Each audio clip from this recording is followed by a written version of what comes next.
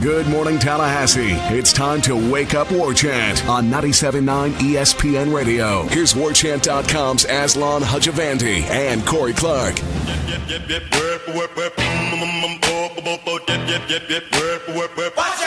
Watch out! I've got it all, and I'm getting more, but I never fall, beat them all, 'cause you know I'm so humble. What's going on, everybody? I'm Aslan. Irish show fell riding shotgun today on this Friday edition of the program. It's Wake Up War Chant, brought to you by For the Table Hospitality. And there are three great locations over in the College Town District, Central Township, and Madison Social. Ira, how are you, man? I'm great, man. How are you? Happy Friday. Dude, heck yeah. Happy Friday to you as well. I was actually at Madison Social yesterday for opening day. I'm so jealous. These kids, you kids. They don't realize how good they've got it. They have no idea how good they've got it. I live in Indian Village. All we had, and not trying to besmirch the good name of the place, but all we had was the Palace Saloon. 3-part saloon, no parts palace. That's the only place you could really go to and walk from Indian Village.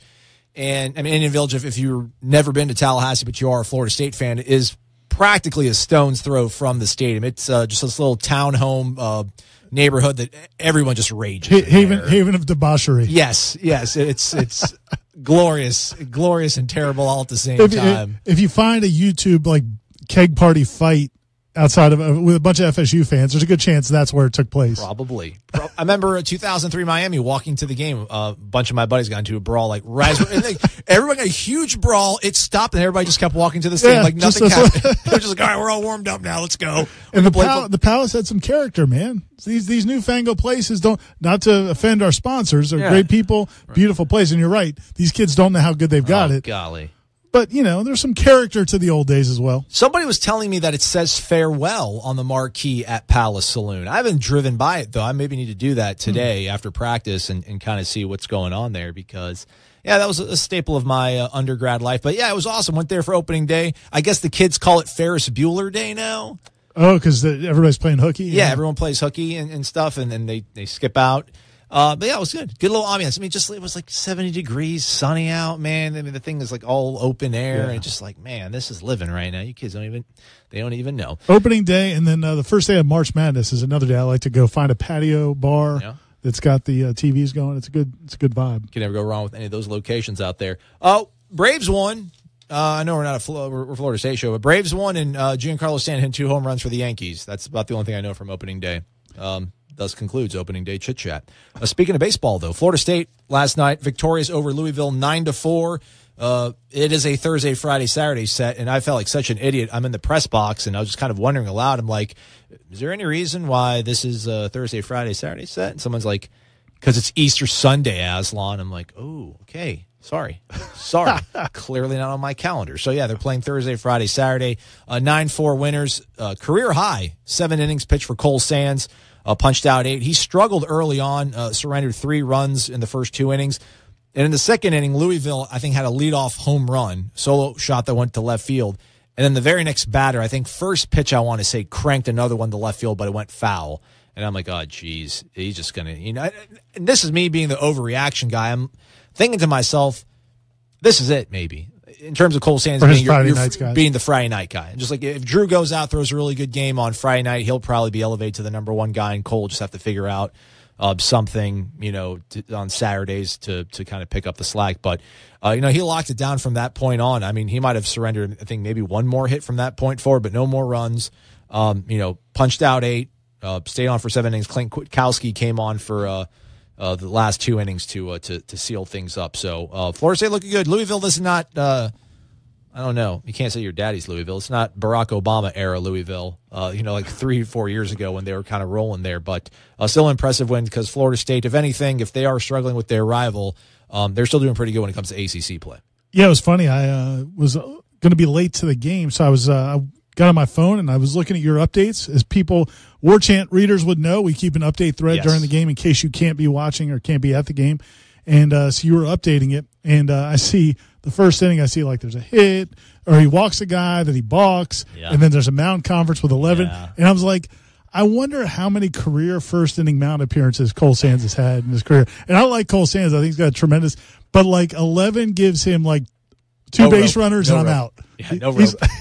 He's like on the front, like the top step, waiting for the second base runner, and he's out to the mound. And Cole, that's the thing, though, man. Really, it's been the story of his career. If he can get through that, whatever it is in the first inning, usually he settles down and pitches really well. Now, sometimes maybe in the 6th or 7th, he kind of, third time through the lineup, guys get to him a little bit, and that's always dicey, really, with all college pitchers, except the great ones. But for him to throw 7 straight, 7 full, that's big, especially the way he started. Yeah, he's like Tom Glavine in that respect. I feel like Glavine back in the early 90s, Glavine had that thing where if he couldn't get out the first inning with the Braves, like it was just nights, it was lights out for him. But otherwise, he pitched just fine.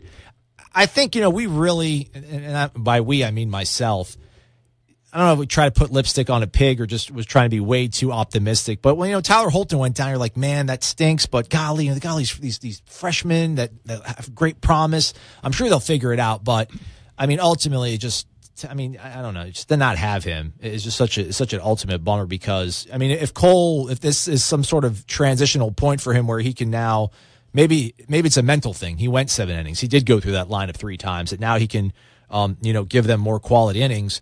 You just keep, you keep hearkening back. You're like, golly. they're 21-6 right now, Florida State.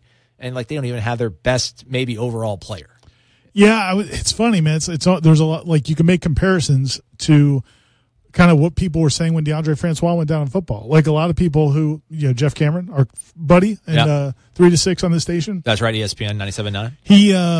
He was very high on James Blackman and excited about what James Blackman could do. And a lot of people, and I was in the camp of, man, you still got a great defense. You should have what should be a great defense, and you've got a great running game, and you've got an experienced offensive line. You can make this work. You can figure out a way to make this work. Now, it didn't happen because I felt like the head coach was determined to keep running his offense no matter who was at quarterback, but whether it was a true freshman or not. And things went sideways. But it was kind of the same thing because that opening weekend before we found out Holton got hurt, those young guys, we got to see glimpses of those young guys, and it was like, wow, look at this stuff. They were all, they're bringing heat. They all looked really electric stuff. And so you're thinking, yeah, it hurts to lose Tyler Holton, but man, they've got a lot of arms. But the problem is some of these guys you hadn't seen in crucial situations or, how they handle, just kind of adversity, how, that first weekend or 2 that they got to pitch, they were just kind of cruising. So it's a little bit different. We were probably all misguided to, maybe gloss over it a little bit. Tyler Holton. Exactly. That's big time. Whatever. They'll be fine. It's like, oh no, man, that kid's special. That kid's totally special. People might have been slamming their hands on the desk after Drew Mendoza was on the on-deck circle against Florida in a 1-run game. Mike Martin heard your concerns. He actually moved Mendoza up to 3. Him and Red Applin flip-flopped in the order. So Mendoza went to 3, Applin in the 5 hole. Mendoza, though, went 0 for 5 last night. Joked with 11. I'm just like, can you kind of walk me through the decision on moving him up? And he was just like, well, guess you could say he'll be going back to the 5 hole tomorrow. But then he kind of walked it back. He's like, I don't know. He's like, just some guys aren't comfortable. I asked him, what is the reason behind that? And is it maybe just moving from, 2 spots from 5 to 3? Is that more so than any other part of the lineup? And he's like, I really can't put my finger on it. He's like, it's just one of those things, but obviously has a great amount of confidence still in Drew Mendoza. Yeah. And 1 game's a small sample, but one thing I would say is baseball is just a weird game that way. I can think of so many guys over the times I've watched baseball in pro baseball or college, or even when I was around youth baseball or high school baseball, that you might have somebody who's like a great 9-hole hitter, and you're like, man, he's fast, he gets on base. Let's go ahead and make the move. Let's put him at the top of the order, and it just doesn't happen. Or you be a guy that shows some power later in the lineup, but you put him in that 4 spot and he can't do it. I don't know why that is, but this wouldn't be the first case where that's it. I would like to see them give him some more chances, though, because obviously this is a small sample size. But I also, to the bigger point, I would give Mike Martin a lot of credit because he does do this. He'll juggle his lineup through the course of a season. Like some managers kind of like to get something set and just stick with it. And sometimes there's a negative to it and a positive to it. But I do like the fact that he's willing to adjust and not just say, well, this is what it is and I'm not changing. Well, listen, yeah, because if he doesn't, then everybody's angry at him for not adapting, and then he does adapt, and he does what everybody at home wanted, right? Everybody at home at 8:07 p.m. on Wednesday night or Tuesday night was, you got to move Drew Mendoza, your best batter. Why is he on the on-deck circle batting 50? Blah, blah, blah, blah. And then, hey, This is what happens. This is what happens. He tried it. It didn't work out. Real good success, though, last night from Jackson Luke. 2 hits, 2 walks, and made on base every single time he was at the dish. Also had 2 RBIs. He was asked what has been the secret to his success of late. He had a pretty interesting answer. I'm trying to think, really, honestly. I think I started going to bed maybe at like 11 instead of like 11:15. I don't know. I'm just trying to change things up. I'm doing better in Fortnite, so maybe that's helping. I don't know. Fortnite. That's like a video game that kids play, I guess. Apparently, it's a big deal, man. It is. NCAA tournament. Everybody's been talking about Fortnite. I was going to ask you what it is. I don't know. I still think of you as like our 20-year-old intern, and I'm like, what do you got here, Aslan? As many hair follicles go. Yeah, I don't know. So that was a little funny thing. Jackson, that kid's got swagger, man. He knows he's good, but he's good about it. He's humble about it at the same time. I just thought that was kind of funny because. That's the thing about baseball. It's just so hard to, and I'm glad that we're a football school because it'd be hard to talk for an hour every day about baseball because there's just so many things that are like, you can't explain it. You can't explain it. He's all of a sudden turning it on. He's laughing at us pretty much with that answer. Like, Jackson, tell us what's different, man. What's been going on in your life? And he's just like, I decided to start trying to hit the ball. I mean, what do you want me to say? Exactly. Or we do it all the time with guys when they start hitting shots. Like a guy has a bad night. Well, why wasn't it working for you? Or, dude, I don't know. If I knew, I would have hit the shot. I would never be in that sort of rut. Crazy how that all works. Again, Florida State 9-4 winners over Louisville. Game 2 tonight at Hauser at 6 p.m. We shall be there as well. Let's take our first break of the day. When we come back, we'll talk about some football possibly. That's what you guys like. We know. We'll be right back. He's Ira. I'm Azon. It's Wake Up War Chant, ESPN 97.9 Tallahassee. You're locked in to Wake Up War Chant on 97.9 ESPN Radio.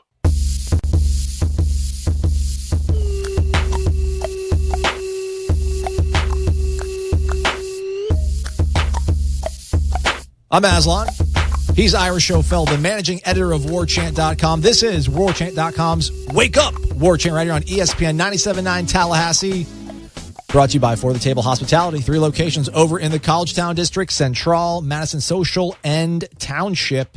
Check them on out. There's a matinee going on. Saturday wouldn't be a bad time. 1 o'clock game against Louisville at Hauser afterwards. Trot over to your favorite watering hole as part of For the Table and enjoy yourself. Ira, some housekeeping stuff real quick. So have you talked about the fact that Corey's not here? Oh, I have not. You have not really brought that up. That's not been done a good job at all.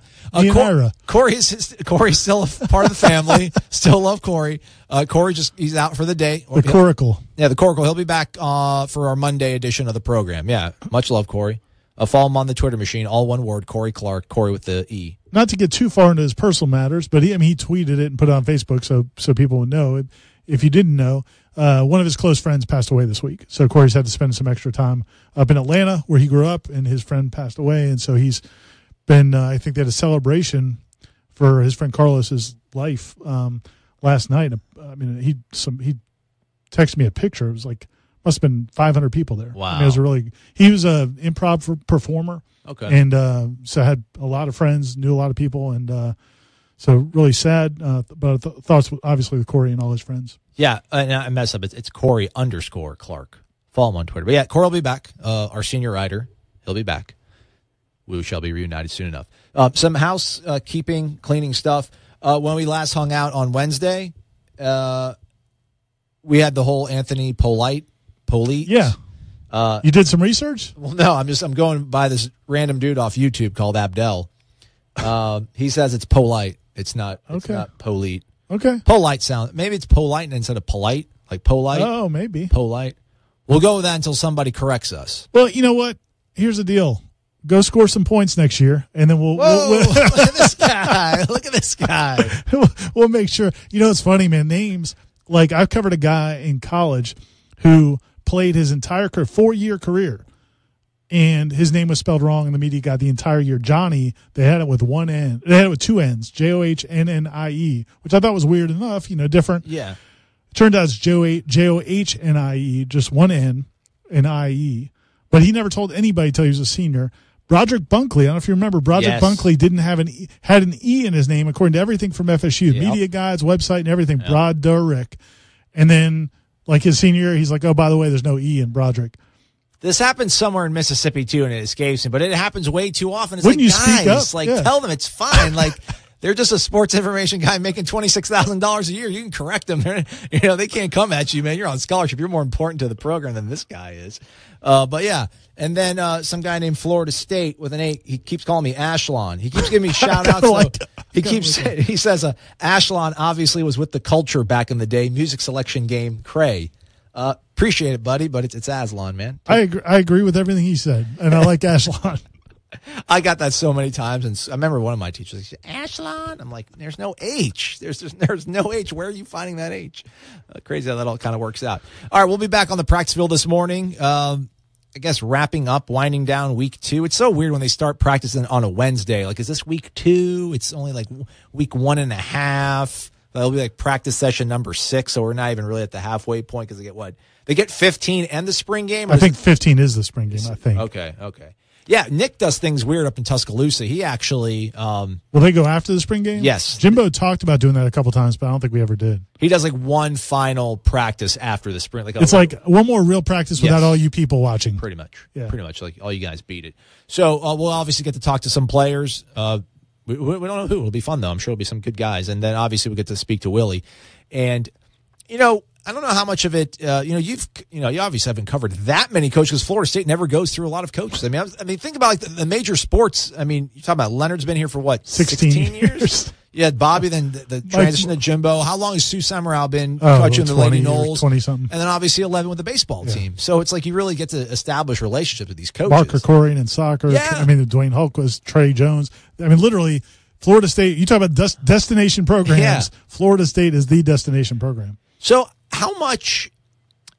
I mean, I don't think Willie's hiding anything from us or anything like that. But do you think for him there's a feeling out? Because I don't know how were things with you guys in the previous dude. That was great. I'm not splendid. Come down here and say to myself, but like I wonder if we'll start. The more we actually get to talk to Willie, and like it just starts off on such a bad foot every morning because he's walking up. It's cold. It's early. He's got to get down coach, and then we corner him against the wall, and then everyone just puts microphones and cameras in his face, and then no one says a word until he's just like, "Good morning, everybody. How's everybody?" He's like, "Who's up?" And it's just. And one of us, at a certain point, like there's that flow, right, where there's like the one guy who always starts off the questions or whatnot. I wonder how much, like, is Willie kind of trying to feel us out before he kind of, really knows what he can say and maybe not say because he doesn't really know us right now. No, I think you're probably right on with that. And I don't think it's, and I think that probably happens with any new coach to a degree. But what I do like is the fact that you can almost see him processing who's asking the question, what are they asking? What are they trying to get out of it? Because that's, I think to me, I like it when a coach is paying attention to what people are asking and like, what are you asking? Why? Are you trying to bait me into something? Are you really seeking information? What's your kind of, what are you trying to get out of your question? Because to me, it can separate the reporters, the ones who are doing it the right way and the ones who are just trying to bait somebody, the ones who are just trying to trap somebody or whatever it is. So I like when coaches are kind of evaluating your questions. Leonard Hamilton, I think, does that to a degree. I think some coaches don't see it that way. Some coaches just see just a glob of reporters and there's questions coming at them, but they don't differentiate who's asking what. So if somebody asks a baiting question or a leading question that I might not like, but it comes from our group, we all kind of get lumped in together. So I think to me, it does look like that. When you're talking to him, it seems like he's kind of processing, you're not just your question, but also who's asking it. And I think that'll pan out over the long term, I think, in terms of relationships. Because we have people that asked during Renegade Express, one of our listeners, I want to say viewers, I'm still used to being in TV talk, but one of our listeners is like, you guys should ask Willie a funny question sort of every time you get to talk to him. And I'm like, yeah, but it's, we're so limited in what we can, the time that we have with him because he's ready to get out there and practice and start teaching these guys. But I really feel like we should ask him something, I don't want to say ridiculous, but like if I get first crack this morning at asking him a question, I'm going to probably ask him something off the wall. Because I don't know, maybe like that'll just kind of like, we can figure out something about him. He'll tell us something about himself, and then maybe like we all feel a little more comfortable about things, you know? That's not my style. It's not your style. But I've seen it work. Do you remember, I don't know, did you watch the Orange Bowl press conference with Harbaugh from when Florida State played Michigan? I do. When Safid asked about oranges. Does he like oranges? Was that the question? Does he eat oranges? He asked him a few questions in a row about oranges, and I thought, man, Harbaugh is just going to walk out or just lose his mind. And he actually played along and was really good. It was actually pretty funny. And it became a big viral thing, Harbaugh talking about oranges. But no, I think it's I do want to get to that point where it's more personal, the conversations.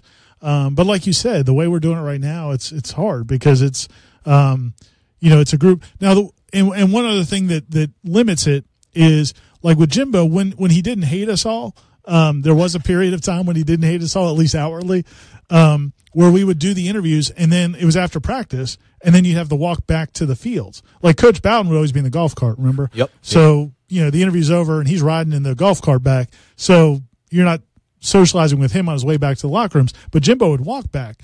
So if you had an extra question, you might go over to him and say, hey, I want to ask you one more thing without everybody else. So you could walk back with him, or he was always good about that. Or if nobody had any of those types of questions, he might just walk slowly back and everybody would kind of walk with him. And we might have a conversation about anything. It could be about an NFL game or a former player or whatever, just SEC football, wherever the conversation went, or maybe SEC facilities, maybe. As you go back to, I thought we were going to get the air horn, but as we were walking back, but with this situation with Willie, we're not going to get that because he's got to go to practice. So we're not going to get that hanging around time to just shoot the bull. So I think that's going to inhibit it a little bit, but maybe the off season, other events, I think it's probably going to take a little longer to get to that personal stage. Because right now, like you said, he gets in there, we ask our questions, and after it seems like every single time, Derek, the SID, will say 2 more questions, and Willie will be like, 1 more question. Or yeah. At first he was like 2 more, and then like last time he's like, how about 1 more? I know, I'm like, come on, Willie, really, man, well, come on. He's got to get to practice. So that's what I'm saying. If it was after. I like the way they've done it. The setup's been fine. I've got no complaints right now about our access, which is usually something I do like to complain about. But I've been carrying the torch for it. I appreciate it. But the one downside is that he's going to work, so he's not going to want to hang around and talk. How is he best friends with Jim Harbaugh? Seems a little odd, doesn't it? Like that's a question I want to ask him too. Like, how did you and Jim hit it? Like, obviously know the whole thing with him playing with Jack Harbaugh, Western Kentucky, the father of the Harbaugh clan, but. They just seem like two polar opposite guys, but I guess maybe it works, right? Like opposites attract, like Felix and whatever from The Odd Couple.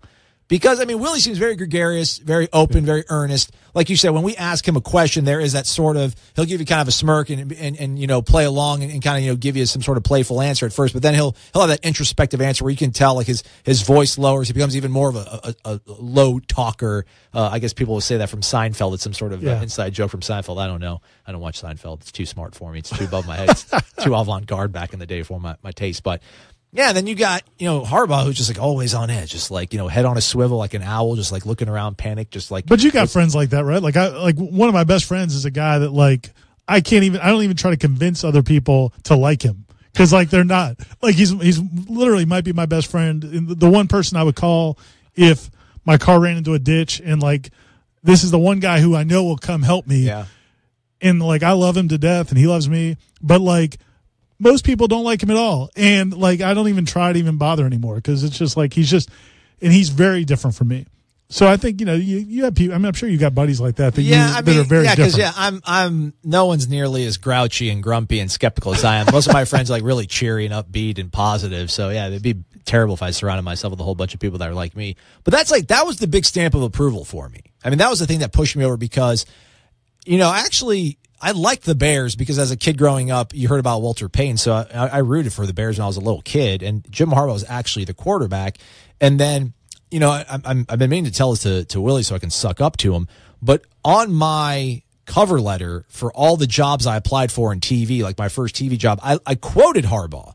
When Harbaugh got the job at Stanford, he said this ridiculously outlandish thing. Not outlandish, but just like this. It was phenomenal. He just said that I vow to attack this endeavor with an enthusiasm unknown to mankind. Okay, like he said that, and I remember thinking, I'm like, that's awesome. Like he's going to kill it at Stanford, and he did. He did. And I'm like, I'm going to use that in my cover letters just because, my whole thing was I didn't have any experience, and I'm trying to beg and plead for a job. But how many people say, listen, you give me the opportunity, I won't let you down. I'm like, I got to figure out a better way to kind of summarize that up. But yeah, he just says, I vow to attack this endeavor with an enthusiasm unknown to mankind. And I'm like, man, that's deep. So I need to be like, Willie, man, like your boy Jim, how does that all work out? But who knows? I mean, maybe when they're just kind of, shooting the breeze, they're just two peas in a pod, man. Just the third Harbaugh boy. My Harbaugh story is I was a Colts fan. So when late in his career, when he went to the Colts and had the little AFC run Championship there, game. Yeah, man, he was the toughest SOB I think I've ever seen. Like, I just couldn't believe how many. I mean, it was like watching James Blackman or Francois behind this offensive line.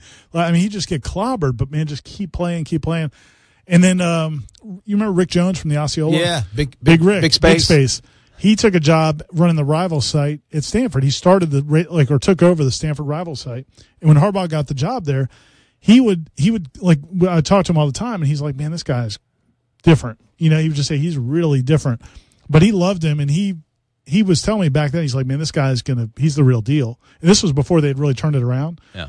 And man, I had no idea. I mean, he's really had a tremendous. Now Michigan, that's caught me by surprise. I can't believe how he hasn't been good. No, he's not been good at Michigan. Yeah, it's blown my mind because my brother's a 49ers fan, and I follow the 49ers as well too. So to see what he did there was amazing. So, but they let him walk because he was so unbearable to be around. But I don't think it. And Willie will if Willie ever loses a job, it's not going to be because he's tough to be around. It's because maybe just to produce at the clip that he's expected to. But we don't expect that because we're positive, optimistic, forward thinking. Let's move forward with the commercial break. We'll be right back after this. More Wake Up War Chant coming up. It's ESPN 97.9 Tallahassee. The excitement of the Willie Taggart era at Florida State is in full force. That's why now's the perfect time to sign up at warchant.com. Warchant.com will have wall-to-wall coverage of spring football practice, including the latest on position battles, coach and player interviews, video features, and in-depth analysis. Warchant.com's three-team writers Gene Williams, Ira Schofel, and Corey Clark have 50 years of experience covering the Seminoles. And Warchant.com is the only FSU media outlet with a dedicated full-time recruiting analyst in Tallahassee with the latest on the 2019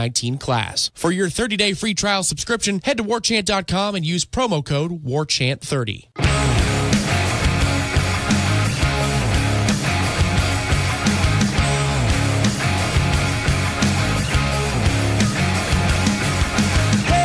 What's going on, everybody? I'm Aslan alongside Ira Schofel. Corey Clark will be back with us next week. He just had some things to attend to, as we mentioned in the previous segment. Still love Corey. Forgot to give him a shout out in the first segment. So, Ira, you're a little late arriving to the baseball game last night, but you have a pretty good excuse.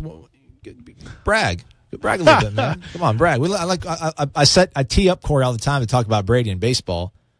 You talk about you're doing a good job over there too, big guy. My daughter's freshman at Leon. The girls basketball team had their banquet last night. It was a great event. Lady Lions had a great event last night, and man, she was named Rookie of the Year for the team because she was the only freshman that got moved up to varsity during the year. Oh, she's a freshman and got moved up to varsity. Yeah, I thought she was a sophomore. No, man, oh, jeez. Freshman. And so she's Alexa. So congratulations to her. It was a great night. Coach Bruce Daniels is the coach, and he does an unbelievable job. And it's a great program, and looking forward to the future. 3 more years with the Lady Lions. So are we thinking maybe we don't have to save as much money for college fund? Maybe we get a long way for that, but way away from that.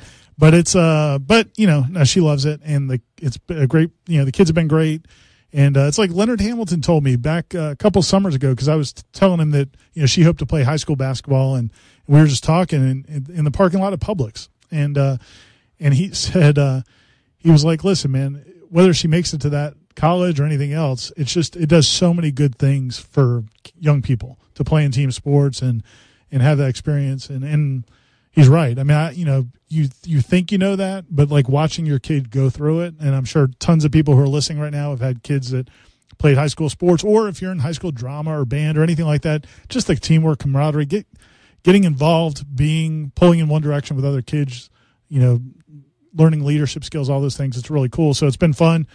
And you never know when your kid gets into a high school program if it's going to be a good coach or good teammates or what the situation's going to be. So when it works out well, which it has so far, and we're thrilled, you're just happy as a parent. So clearly, athleticism skips a generation. Oh, of course. My dad was a pretty good athlete. Was it? Yeah. All right. Yeah. See, so was my father. My father like ran track back in the motherland and had like all sorts of like crazy medals. He was like really fast, could jump and crazy. But then, so yeah, athleticism it skips a generation clearly. But hopefully, if I ever find a girl off this Tinder machine, things will work out fine. Then you need to be selective though. Look for tall, athletic. Look for the right genes, Aslan. I got a buddy who played ball at Syracuse, and he's married to a girl who played volleyball at Louisville, and she was like all conference. I mean, and he played offensive line. He's like 6'7". Oh. She's like 6'1". I'm like, good grief. Yeah, they're gonna have a small forward. Yeah, I'm like, you guys are set there, man. But one of the things that happened the other day, I talked about with Corey. Not that we need any further proof of how different things are at Florida State. It's only been 5 practice sessions, but this whole playing the music stuff, and then people are probably sick about hearing us talk about playing the music. But they brought it up. The Texas A&M media brought it because Kevin Sumlin, I guess, apparently did play music at practice, but new guy over there doesn't like it, and then Willie Taggart obviously is all about making things light. And like this is what I was thinking about this the other day. Do you work out or just play racquetball, or do you actually do you ever do cardio or anything like that? Yeah, we do. I'll do the treadmill and walk with my wife. Headphones or nothing? I like headphones. Boom. When I work out, I used to never have headphones on when I worked out. It was just me listening to the grunting and the dropping of the iron, and maybe there's music playing in the gym. But having headphones on is just good. I like working out so much better when I have music. So why not let kids practice with music playing? And if it's too loud, tone it down. Just turn it down a little bit. Well, I remember going to, the first time I really heard music at practices was Under Armour, the Under Armour All-America game practices. Right. When we go down there, and I'd be like, what? The first time I went there, I was like, what is this? There's music playing at practice. This is craziness. But I had covered, Bobby Bowden, and then I covered Jimbo Fisher. So, the idea of music, it was sacrilegious. It's like playing rap music in a church or something. I mean, what? This is a football practice. What are you doing? And, but yeah, man, apparently it happens at other places, and it happens a lot of other places. And I thought Willie's answer was funny when he was just like, yeah, it's, if it's too loud, we'll just turn it down. It's kind of simple, but it's funny the difference over there, at Texas A&M right now, because Jimbo has brought in his culture of less fun, I guess is the best. I don't know if he sells it as that, my culture of less fun, but he's bringing in his culture, which is a little bit different. And they're so hungry for success that they're like, yeah, we're not going to have music here anymore. And at Florida State, it's like, oh, everybody, it's a party. And Jimbo, it's just funny how wherever that's the reason why we couldn't beat Alabama, exactly. because we played all this music during practice and we weren't dialed in at practice because the music, and now the music's gone. We're going to be able to beat Alabama. I was watching some of the interviews they did. One of the Texas A&M writers was tweeting out videos they interviewed all their quarterbacks. They have 6 quarterbacks, by the way. Texas A&M has 6 quarterbacks this spring.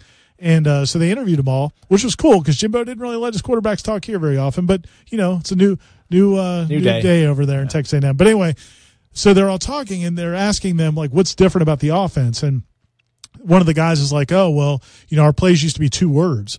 When we get in the huddle, I had to say 2 words to call a play. Now it's like a paragraph. And then he's like, and they're like, yeah, and on a certain play, maybe I just had to read the safety. Is it 2 high? Is it 1 high? And then I'd make my throw. Now I got to know where the running back is. I need to know where the tight end is. I need to know the leverage of the linebacker. I need to know that. And he's going through all this stuff, and everybody's like, "Oh, that's awesome! It's so sophisticated." And here, it's people are like, "No, can you just give him one guy to throw it to? Can you just scale it? Just back? tell Keith Gavin to run as fast as he can in a straight line." It's like both sides are so hungry for what they're getting now. It's just funny. The ironies. It's really hilarious. And ultimately, the Taggart hire, it remains to be seen just how successful it's going to be because he's got to play some football games. But, they clunked everything down for Jimbo. And, the whole thing was because there was only 4 coaches out there that have won a national title, Dabo, Nick, active Urban, coaches, yeah. and then Jimbo. Well, then, then why is Les Miles unemployed? If it's so important that you have a ring to win a ring, then why isn't Les Miles getting $60 million thrown at him from another school, or $80 million to bring him in? It's just kind of bizarre how those things work out. I don't know how much of it's reputation based, because at the end of the day, Les Miles really can't hang his hat on anything, because he did have Odell Beckham Jr. and he did have Jarvis Landry, but he got like a 10-win season. Like he lost 3 games that year, but like Jimbo obviously could, hang his hat on the offense and what Jameis did, Heisman Trophy winner. But again, like that team was phenomenal. It was such a great season, such a great team to watch. The most dominant college football team of our lifetime, I think, if not ever. But still, man, there's like 1 or 2 plays in that game that, the fake. There's a couple plays in that game. If they don't work, you lose the game. And then you it's amazing to me in our culture, our sports culture, how like one title changes everything. It's like Mike Martin. He's defined by not winning one. Yeah. Would his career have been so much different if they had held on and won one of those World Series? You think about like the players like Dan Marino or some of these guys who never won a title, but man, they were I grew up in Miami. Got to watch Dan Marino. I used to sell Cokes at the Orange Bowl, watch Dan Marino and the Marx Brothers. I mean, you can't tell me there was a better quarterback than Dan Marino for a stretch of time, but he never won one. So it's so weird how that defines and it elevates somebody like Jimbo Fisher. Maybe rightfully, maybe not. Well, I think like what would their record been in 14 if they don't have Jameis? Oh my gosh. Like 8-5? It's bizarre. It's crazy. Because, like who else could have Florida State really have gone after with what happened? I mean, you can't Florida State's not in the position to throw money at people and then lure them away from a fantastic job. So like all things considered, it's like, why not decide to go this complete 180? Why not decide to bring in a guy? Because, Corey and I go back and forth, or at least I go back at him and, he throws whatever back in my face. But I always just liken it to baseball because I think hockey to a lesser degree, but not many people obviously pay attention to hockey, but it's so much of, disciplinarian versus players coach. That's you either going to get a Bobby Knight or you get like Cal. Those are the two sort of, you go between those two things all the time. So we'll see just how much different, how good different really can be for both these programs. But I just can't remember a time where you had them both happening simultaneously. Like it would be like almost like if Willie Taggart had left Texas A&M to come to Florida State. I mean, because someone runs a lot of the same stuff that Willie Taggart. I mean, that kind of offense, that kind of probably personality in terms of like the music and all that kind of stuff. So it's just funny to see them happening like simultaneously. Like they're soaking up the Jimbo. Oh, this is great. Being serious, not having fun, like just like hunkering down. Business, professional. It's an organization, not a team. And then, Willie Taggart. And I guess the thing is, all that really matters, it doesn't really matter at the end of the day what the fans think or the media think. Really what matters is whether or not the kids buy in. That's really what it's all about. If you've got really good players, do they buy in? And there's no doubt in my mind that these guys buy in to Willie Taggart. And talking to them in the morning, it feels like this is like sincere, this is like eye-opening, I don't want to say life-changing stuff, but this is changed the trajectory of the way they value their college experience, what he's brought in. Yeah, and again, it's not, and I think there might be respect for different coaches. Like a lot of those guys respected Jimbo Fisher, respected their position coaches. But this isn't like name dropping or like bragging, or humble bragging. Come on, go ahead. And I'm not going to even use the name. But there's some families of players that are on the team that like I've gotten to build relationships with over time, who have texted, who are just like on over the moon. I mean, this isn't for a print. Like I'm not quoting them, but it's just like, man, like blank, my son has never been this happy. Like he loves football again. Literally, I had a parent say, my son loves football again, and he had never really. The last couple of years, he just didn't enjoy it. Like he was out there because it was a scholarship, it was a way to pay for school, but he didn't. And now he loves it again. I mean, that's pretty cool, and it's genuine. And again, this isn't for print. This is just talking. So I think it is genuine. The romanticism of football, rather, is it back alive and well in Tallahassee? We'll discuss that in the final segment of the day's Wake Up War Chant here on ESPN 97.9 Tallahassee. You're locked in to Wake Up War Chant on 97.9 ESPN Radio.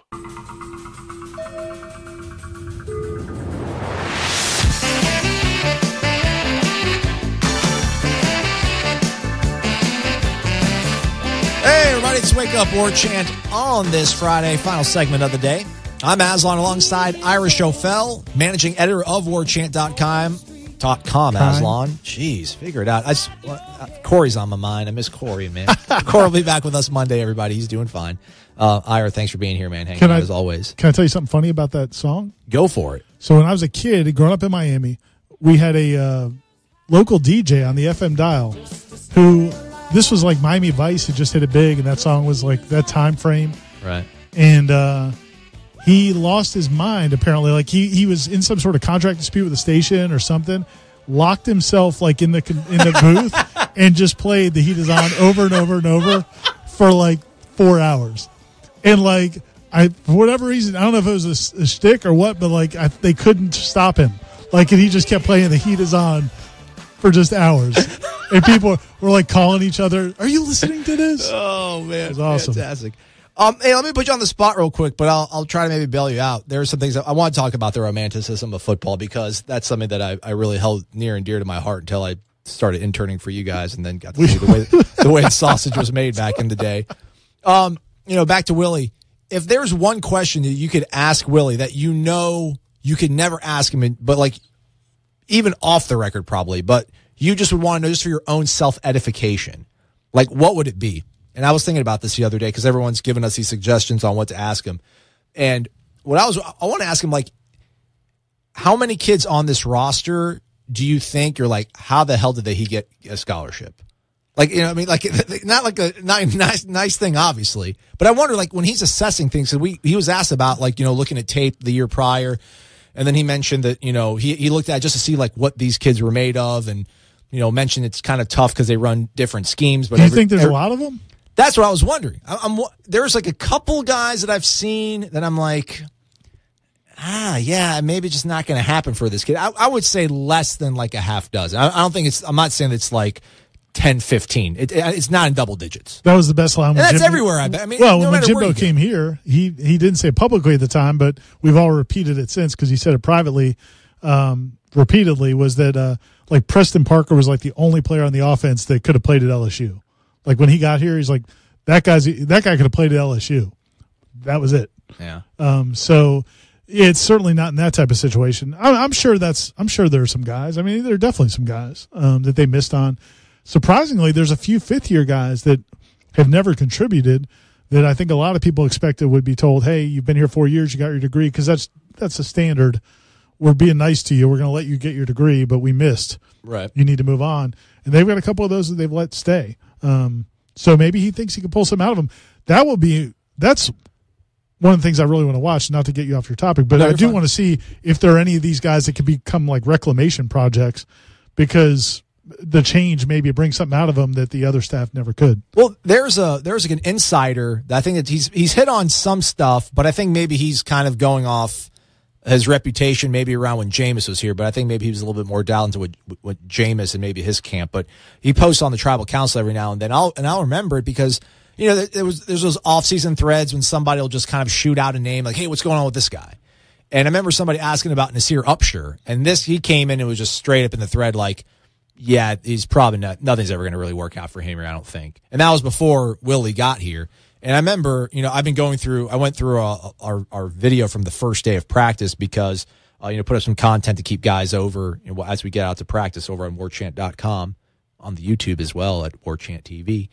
And like the first 3 days, like Nasir Upshur's been out there like making catch. I mean, yeah. And I don't know how much of it's obvious like it's your turn in line. They're going to make the read and look for you. So it's not so much like you getting open as it is you being up and taking your rep, but doing well, like getting encouragement from Telly Lockett, like not putting the ball on the ground. And it's like, that's crazy because he's a redshirt sophomore, I think. Yeah, I believe so. So it's like, he'll be going into going third year here. So it's crazy how we bury kids, but that's one of the kids that I've seen early on. I'm like, okay, that'd be kind of cool because a guy that, obviously had some sort of connection to the program and knows things, it was just straight up like, yeah, it's just not going to work out. It's like, well, hey, you don't know, man. Yeah, I mean, that's the thing. That is the cool thing about a fresh start is that they really do all kind of get a new lease on life and at least have an opportunity.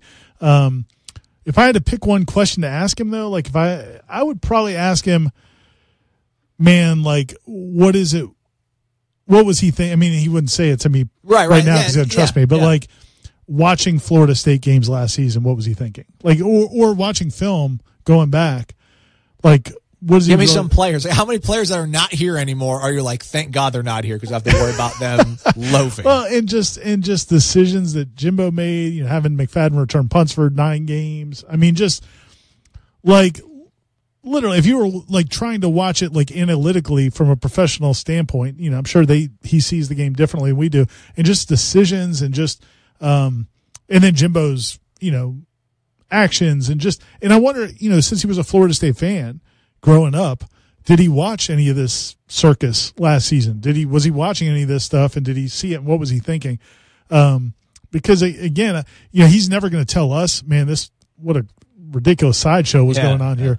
But I'd love to know that. I'd love to know what he really thought. And then also, like when he goes back and watches the game film, like what's just things that were unnecessarily complicated, all the stuff that's being celebrated right now in Aggieville is, he comes at it from such a different viewpoint. I'd love to know what he thinks about it. There's like a group text with like Willie, like Jim Harbaugh, a couple guys like, you see what's going on in Tallahassee, man? You see what they're having in Boston? They lost Boston College 35. Like he's like, man, he's going to talk to Jimmy, see what's going on there, man. But as we have to go to break and wrap up the show, I did want to talk about the romanticism of football and, what Willie's obviously trying to build here by playing music and, encouraging these guys. We talk about Unc, David Kelly just being such a calming force out there, it seems like, for the wide receivers, at least so far. And, it kind of ties back into facilities in a weird way, because I went on this weird YouTube binge the other day where I was looking at the facilities of some other major programs, and there was this a behind the scenes tour. I think it was some kid who obviously had a buddy who was on the Clemson football team, and he kind of brought him in on a day off and was like, yeah, dude, you go ahead and film what you want. I'll take you on a tour of our facility. And, they got the big slide that everybody jokes around about. And there's nothing about that looks really that amazing. There's nothing that's like that opulent that you think to yourself, my goodness, that gives you such a great competitive edge, a competitive advantage over anybody else that you're playing. But I think part of that whole football only facility, and, that's the economic driver of a university in the South, or pretty much any, major university that's Division I that has a competitive athletics department, is their football program. But I think so much of all that, they have a miniature golf course. They have a bowling alley. They have 2 bowling alleys. They have a barber shop in there. And you're like, and I used to ask coaches in high school that would want their high school booster clubs that build them indoor practice facilities. I'm like, how does that translate to a win, man? How does having an indoor practice field, okay, you get another day or 2 of practice a year when it's a lightning storm, but like, how can you sell me the bridge, man? Sell me the bridge that the guy who runs a car dealership's got to give you $35,000 to help you get this thing started. I think so much of it is that when you have those football-only facilities, it is building that camaraderie, man. When you're there playing miniature golf all day, then getting treatment, then going to tutor session in that building, then going to practice. That's Clemson beat Alabama. Did Clemson beat Alabama because of better schemes? Like Deshaun Watson was phenomenal, transcendent sort of a guy. Mike Williams, transcendent kind of wide receiver. But how much of that game when Clemson beats Alabama in that sort of fashion in 2016, the 2017 championship game, but for the 2016 season, it's confusing. It's all backwards. Yeah, I hate the way, yeah. Yeah. But anyway, I just think so much of that is like Clemson just like fighting and clawing because of like the bond that you build with your teammates. And obviously I know that facility wasn't around to that degree when they won it, but how much of things that happen in those games and those situations does come back to just playing for each other, the whole brotherhood thing that we're hearing and seeing so much about now from Florida State? Well, I think it's a big part of it, and I think that, to some degree with Jameis, I mean, when you have that player, that transcendent player, a lot of times players, they make everybody else better. Everybody else wants to play for them. They want to perform at their best because they don't want to let that guy down. So I think that can happen. Or if you just have the magical team chemistry where it's not just one guy, but it's just the whole team. But I think the football facility, and I think Florida State's going to get one. I think they are going to do the football facility, not just redo the Moore Center. I think that, to me, there are 2, the camaraderie part, the togetherness, I think is part of it. I think the other 2 real tangible reasons, one is from a standpoint of you have to do, and this is something I agree with Jimbo on. The game has changed so much you can't develop players over 3 or 4 years. You don't have the luxury of redshirting guys and having guys sit and learn, because so many guys go pro early. That didn't happen 20 years ago, and because so many guys will transfer if they're not starting, or and because so many players are coming up and they're ready physically. they need to develop them as quickly as possible. They need to assimilate them as quickly as possible, and they need every resource available and no wasted time to make that happen. I think that's what Alabama's done probably better than anybody else, is he gets those guys, they get assimilated like overnight. Like they're part of the program, they're dependable, they're accountable, they buy into the culture right away. So I think it's one big tool that helps you do that because you've got everything in one building.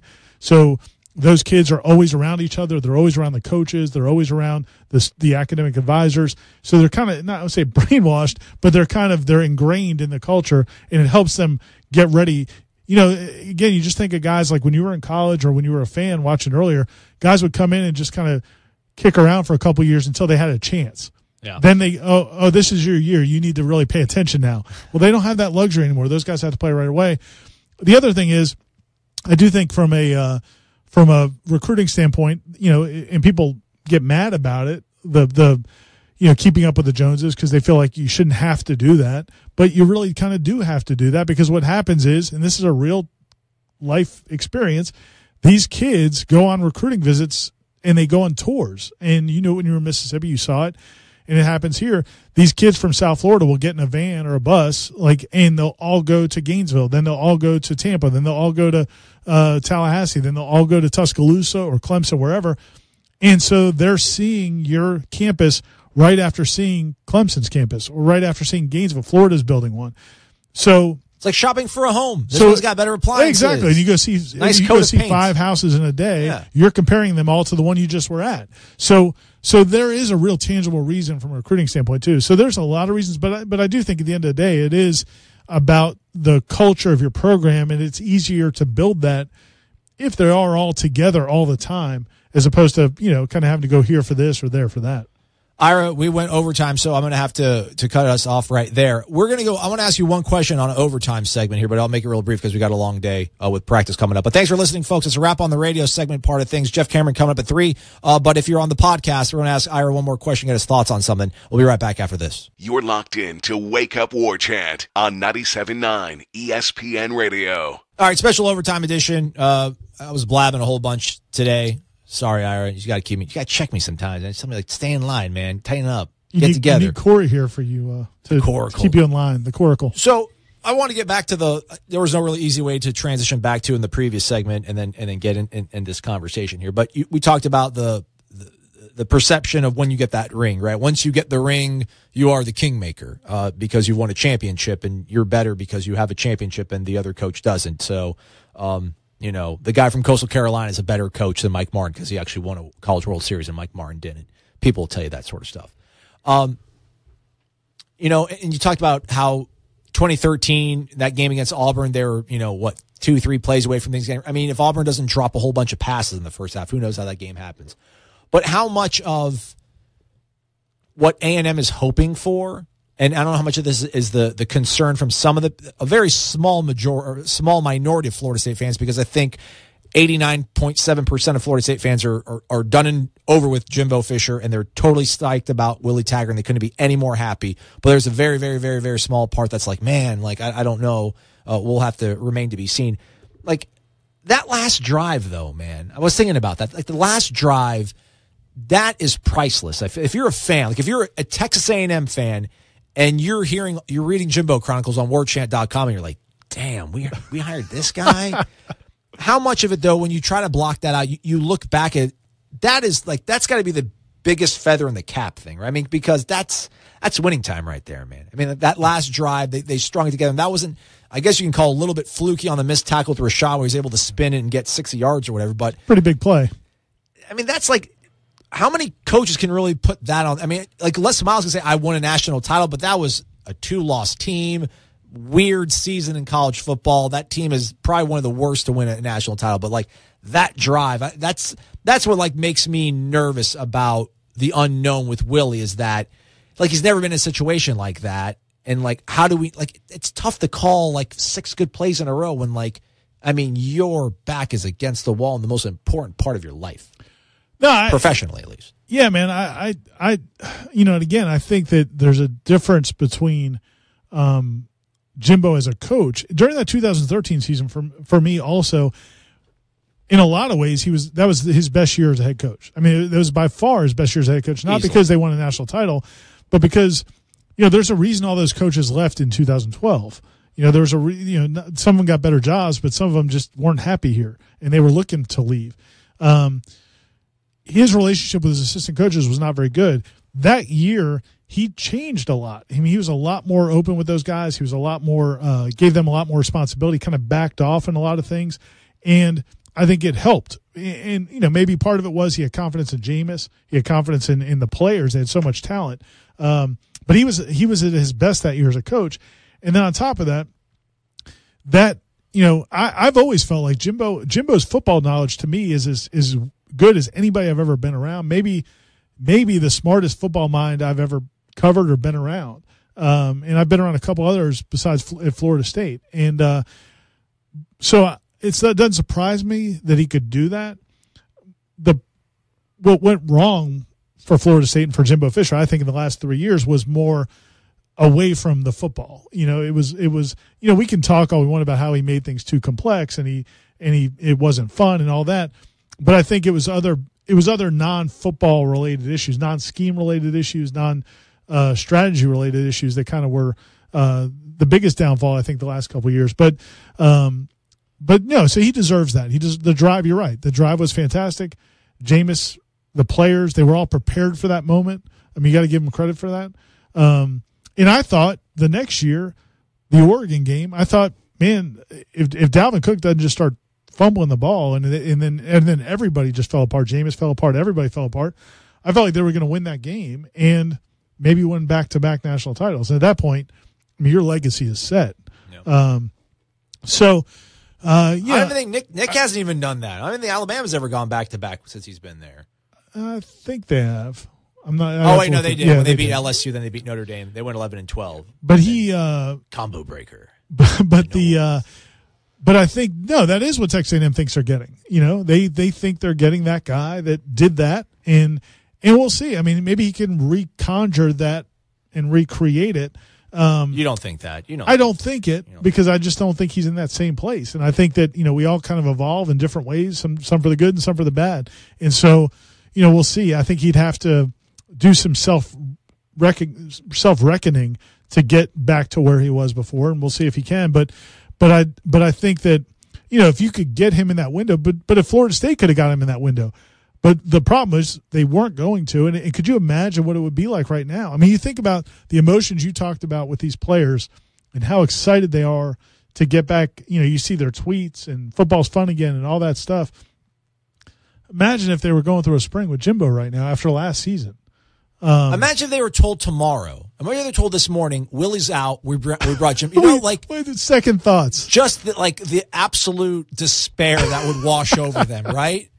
Like that's how enthusiastic these guys are for Willie, but that doesn't mean he wasn't a great coach in 2013. I guess that's the thing. It's Texas A&M's banking that they can get that guy back, and that's the thing. Like I make fun of Jimbo a lot mostly because he was such a jerk those last couple of months, and it's like, screw you. All right, yeah. But we'll go back at you after you leave town. But nobody. I mean, I don't disparage at all what he did when he was at his best. I mean, that season was unbelievable, and he was a huge part of it. Now, Willie, all you got to do is just win another national title, man.